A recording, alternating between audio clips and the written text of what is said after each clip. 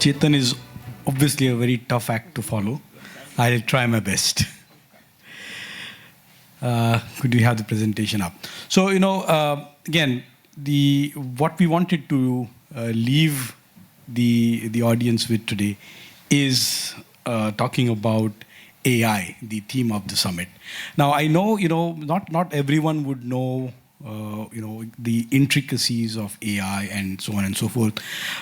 So instead of talking about the market size, the spending that's going to happen in the next 5 years, 10 years, which is, by the way, going to be about $1 trillion, which is a huge number.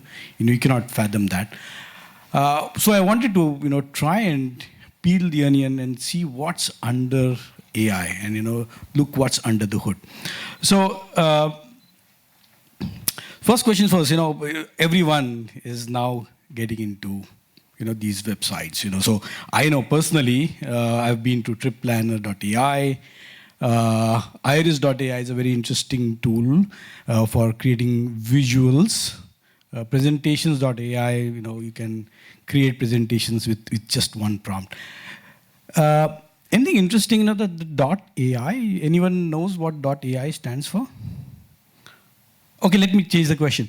So how many people think, show of hands, how many people think .ai stands for artificial intelligence? That's a huge majority. It doesn't. It doesn't, because domain names are given to countries. So .ai actually stands for Anguilla, which is a small island nation in Caribbean. So all the .ai stuff that you've been visiting is not even real AI, right? But let's go to something that is real AI, right?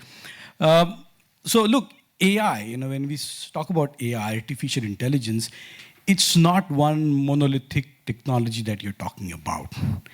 It's really multiple things, multiple technologies that contribute and together form artificial intelligence, right?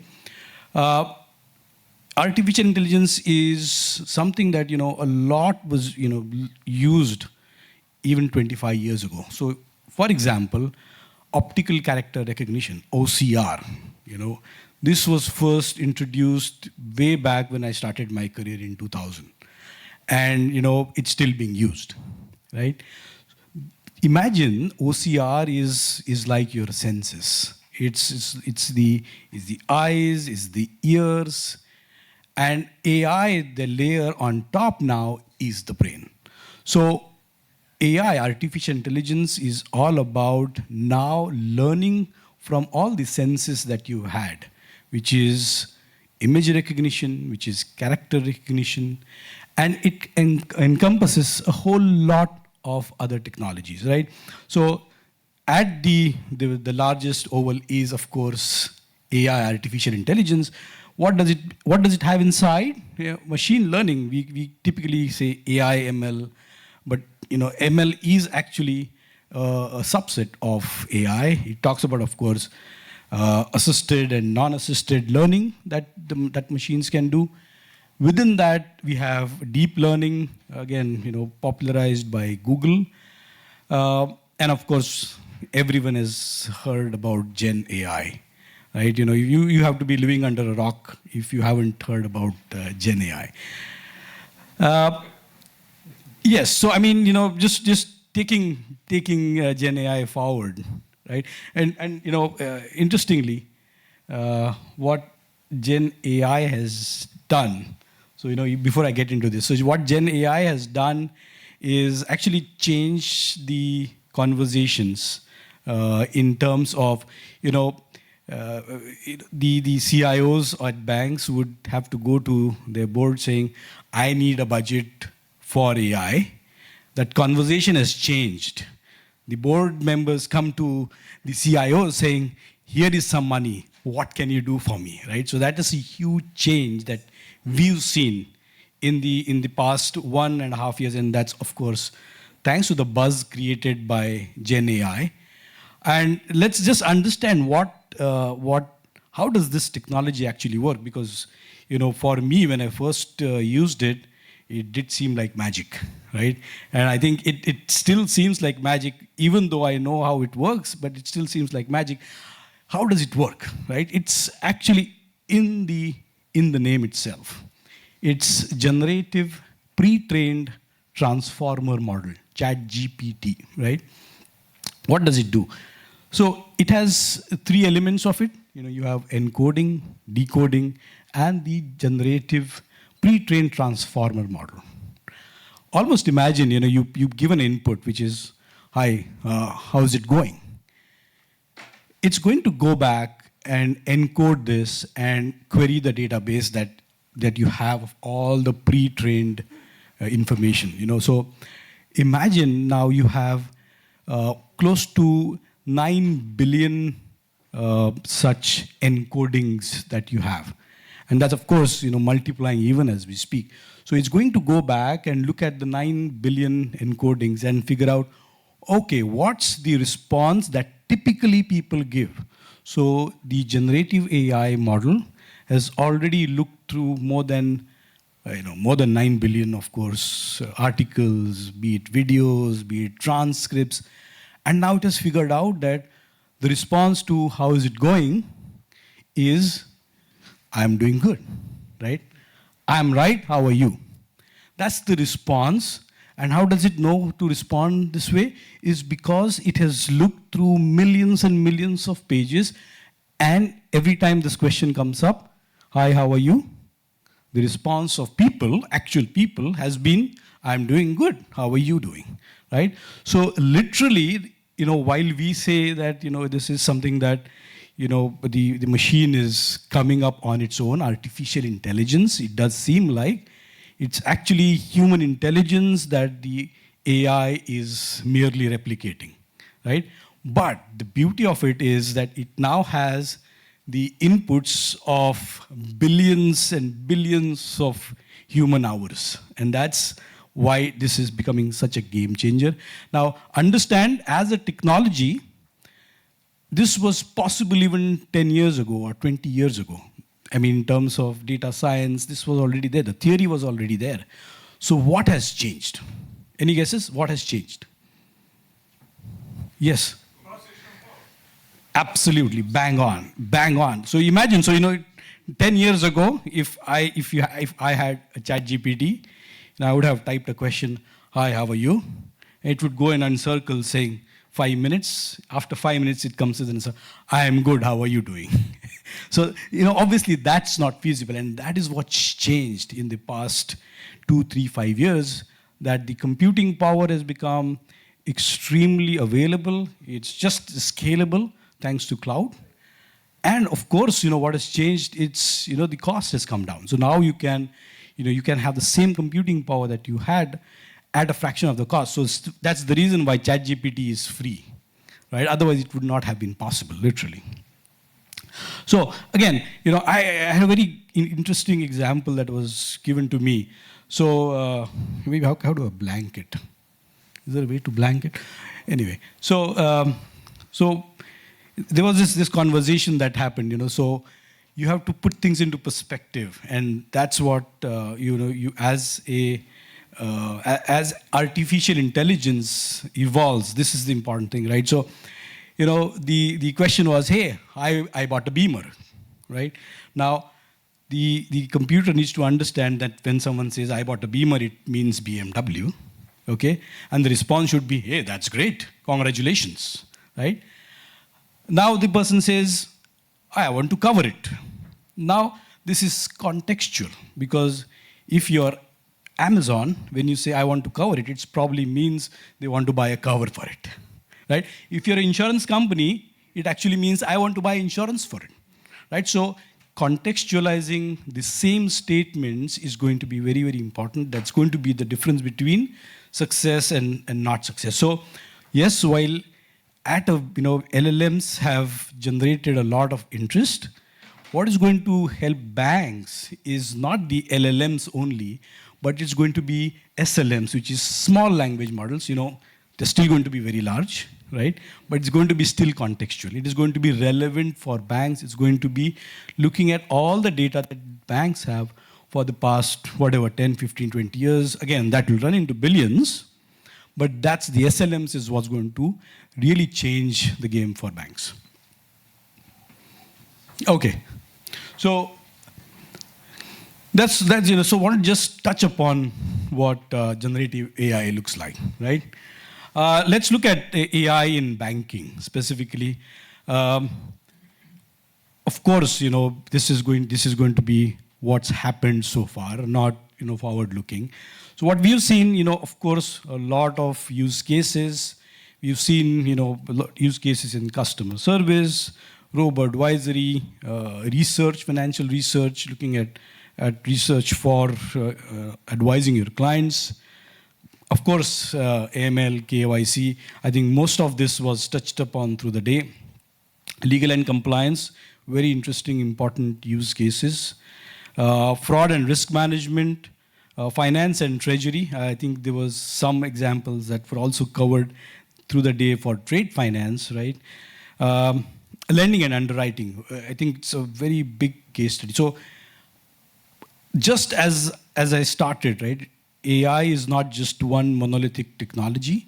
It's a set of technologies that come together. Similarly, with the same, you take your energy forward, the use cases are also not just limited to one function. So the use cases, based on what technology you're talking about, data analytics, whatever you're talking about, have different and multiple uses across functions. What do we see? Where do we see the most applicability and use so far is around these 4 or 5 areas. Transaction analysis and customer onboarding, again, a fairly straightforward use case. It makes use of image recognition and the engine behind it. Mortgage guidance, something that I'll cover in a bit. AML, credit risk management, that's going to be a very big use case going forward, where you're going to be able to do STP for 100% of your book. And of course, customer service, chatbots. My personal opinion about chatbots is not that great. I believe that there's a long way for chatbots to go to make a big difference in terms of really driving down the costs and improving the customer satisfaction, so to say. Look at it as an opportunity rather than saying that it's not working, right? I'm going to talk about 3 specific case studies, which we believe, at least I found them very interesting. Largest bank in Australia, Commonwealth Bank, 16 million customers, each customer having hundreds of documents, yada, yada, yada. So imagine the amount of documents you have, and to process them manually, obviously, it's not feasible. It will probably take all the 42,000 employees there just working on it for the next 2 years to process it. So obviously, that's not feasible, right? And that's where the H2O.ai partnership comes in, where the base remains OCR, right? Optical character recognition. You read the documents. It's the after reading the document that's what's interesting, right? So imagine you have your passport. It gets scanned. The OCR does its job, and it says, oh, there are a lot of numbers in it. Okay, there is one number which is 7 digits, one number that is 9 digits. What do you do with it? It's still useless, right? So that's where the AI engine comes in and starts talking about, oh, there is this 8-digit number, which probably is the passport number.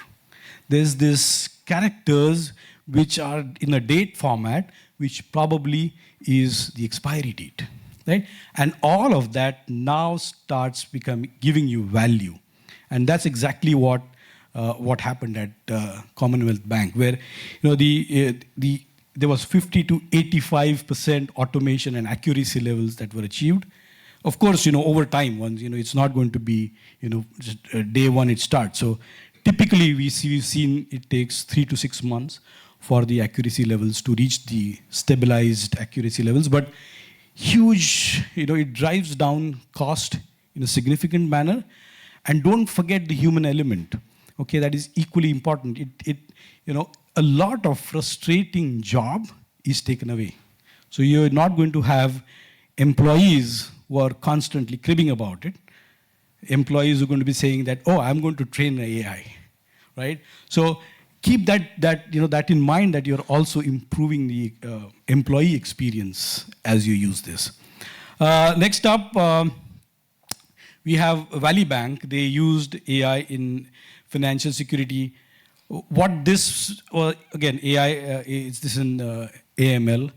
95% of alerts that are generated by the system, which is the core system, 95% of the alerts generated are false positives, which means, they should not have been generated, but were still generated because, of course, core banking, there were some rules set. So what happens afterwards, after 95% of there are false positive? What do you do with this? There's a lot of wasted time and effort in making these alerts. That's where the AI models come in. Again, classic data analysis or advanced analytics usage, right? Where you build models and you have a human train these models. So it's not a case where, so every time these alerts are generated, the human sitting behind is saying, oh, this was the right alert. Oh, this was not the right alert. And the system is learning. So the next time when these alerts come in, the human doesn't have to sit there and manually check whether the alert is a positive or a false positive. The system does it for you, right? And what Valley Bank achieved to do, that the alert volume that the humans had to actually look through reduced by 22%, and it's still climbing. This data was just 6 months after they implemented this solution, right? So a clear use case of AI that is going to save you money and again improve employee satisfaction. A third and final one that I want to really talk about is Morgan Stanley's very own Copilot. I put it in quote because there is also Microsoft Copilot, right? What they did was, essentially they had a huge knowledge base, literally running into thousands and thousands of documents, research reports. They could be, the annual reports of companies. And here you are the wealth manager, here you're the financial advisor who needs to spend more time in advising your clients, is building the rapport with the client, adding value by giving the right recommendations, not sitting there and reading through 20,000 reports. So what the Copilot does is take all the reports as input and provides the most important relevant findings from those reports. Sounds basic, but it saves time. It saved a lot of time for the financial advisors and wealth managers to go in there and give the right recommendations to clients and build that rapport, add value, right? That's the bottom line that everyone wants to achieve. Right, so, and I'm going to go to the last slide, but it's going to be slightly different from everything that we discussed through the day. And I'll tell you what, it's interesting that through the day we talked about use cases. I'm going to actually step back and say, yes, use cases are important. And use cases are important because you can actually show the value and say ROI, right? Everyone needs to show ROI to the board. So I'm not saying use cases are not important, but I'm saying that when it comes to AI, use cases are not the only thing. I'll give you a short story, and hopefully it will resonate with you. So there's this ice cream parlor somewhere in Italy doing really well, but they're facing a problem. Okay, the huge queues at the checkout, at the cashier, because every time someone reaches with their whatever they have ordered, they don't know as to what exact ingredients went in there. So every time the person at the cash counter, they had to, oh, you put in this, oh, you're not, da da da. It took a lot of time. It increased the queues, right? And the owner said, oh, let me put AI. So they put image recognition, and they started using image recognition, and they actually reduced the time that the cashier had to spend. Accuracy levels increased. Again, yada yada yada. That's not the story. The story is that there was a oncologist, a cancer specialist in the queue wanting to eat ice cream. And he saw this image recognition software and say, oh, that's interesting. Okay? He said, I can use this. He went back to his team and used the same image recognition technology to identify which cells were cancerous and which weren't. And now you could identify or you could diagnose cancer at 1/10 of the cost than the traditional methods. What does this tell you? It tells you, keep your eyes and ears open. There are use cases everywhere. Please enable your employees. Please enable your customers to come up and give you use cases. This is how I would like to use it, right? So while you are going around and saying, okay, what's the use case? Where can I use AI? I would say that it's equally important to embed AI in an organization's culture, right? Very important. How do you do it? Again, these slides can change from your, where you are, what point of time you are, what kind of management support you have. But typically, you want to have empowerment through learning. These sessions help, these sessions like you are here. It helps build the awareness of AI, what AI is, what its power is, and we should be using it. Steering the vision, let's start at the top. We have very senior leaders here. So again, the right forum where you're talking about AI and its importance and want to start using AI. Use fusion teams, again, so that it's not just the tech pushing the technology team pushing use cases to business and business saying, oh, this may work, may not work. So have cross-functional teams. Empowerment platforms, give the power to your employees. So instead of just saying that, okay, just take them through trainings, tell them what kind of tools you have, and let them use it. And last but not the least, but very important, okay, celebrate it, right? Because the celebration is going to make sure that it seeps into the organization's culture, the organization DNA. Otherwise, it's not going to happen. A lot of people struggle, a lot of companies struggle with, infusing technology within the digital mindset in their DNA. And that's because they don't celebrate these kind of successes. So very important, celebrate success and make sure that you become a AI-driven organization, AI-first organization. So that's it from my side. That's what I wanted to tell you, speak about. Thank you so much. And as I said, somewhere during my panel discussion, there's a lot of homework for this audience. You have to become AI-driven, AI first. You have to become data first. I think there was somewhere, security and privacy first. A lot of firsts. Customer first, dreams first. I think I'll remember that one, Farida. So, lot of first, lot of homework, but I think there's a lot of positivity and energy, which I can feel in this room. So, I look forward to seeing, a lot of changes in the near future. Thank you so much.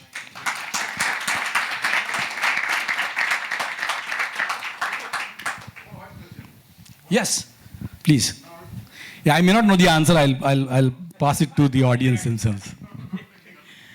Yes, please. But that AI will eventually replace humans. Okay. Right? Okay, go ahead. I'll answer that. How do HR or the head of them, how do they empower the team itself? Because he feels that if I get AI into my organization, I am being replaced. Very good question. I think, when it comes to embedding or infusing it in a culture, that's it's a tough job, first of all, okay? The same question 20 years ago, if you asked the cashier sitting and, giving out the money, it was the same question in people's mind. So did they lose their jobs? Yes, of course they lost their jobs, right? So let's not hide behind the wheel that, AI is not going to take away jobs. AI is going to take away jobs. That's it. ATMs replaced cashiers. So what happened in the meantime was someone had to build the ATMs. Someone had to build the software for the ATMs. So will AI take away jobs? Yes, it will take away jobs. Will AI create jobs? Yes, it will create jobs. So, don't worry, human race will find ways to, add value, right? I think this is important to be told. The point that is important that the cashiers who were going to be rendered jobless after the ATMs were there, make sure that you are giving them cross training. Make sure that you're enhancing their skills. Make sure you're giving them opportunities to succeed in something else. And that's when people will start accepting and adopting it. So that is very important to do. Just to again add, AI will replace mundane jobs, which ideally humans should not do. Yes. Humans should do supervisory job, value addition job. I come from a city called Dubai, and if you go to police station in Dubai, everybody will be sitting at leisure. I have a theft case. Sure, please open your mobile. Please log the case. No, but you are police. Sorry. We are here to service you. So none of the Dubai government employees helps anyone with any mundane transactions. You do, I will advise you, I will help you, I will show you the mobile app. Nobody has lost jobs. They are all there, they are helping, and they are improving governance and services. So that's exactly what AI will do. It will take away all mundane jobs, and it will allow you to do decisioning job, advisory job. People will be forced to do more education, study more. So that will build a better community. That's where we are going. That's exactly how automation also came through. If you see the past of automation, that's exactly how. So AI is also going to do the same, and will create a more intelligent jobs for future. Where people will not hide behind mundane jobs. That's where it's going. Thank you, Chetan. Thank you, everyone. Really appreciate. Do you have one more question? Do we have time for one last question? We do have. Yes, please. My question is about the case of Morgan Stanley, all Kuwait. From a regulation perspective and data loss prevention, etc., how could they manage the security of their protection of their data? Yeah, you mentioned in the slide they use ChatGPT 4. So have they used the service of ChatGPT and shared the So yes, so specifically on that one, they did use the ChatGPT internally. So it was an enclosed environment where the information that company put on ChatGPT it's not ChatGPT. It was their own personally built GPT. It was not the OpenAI GPT.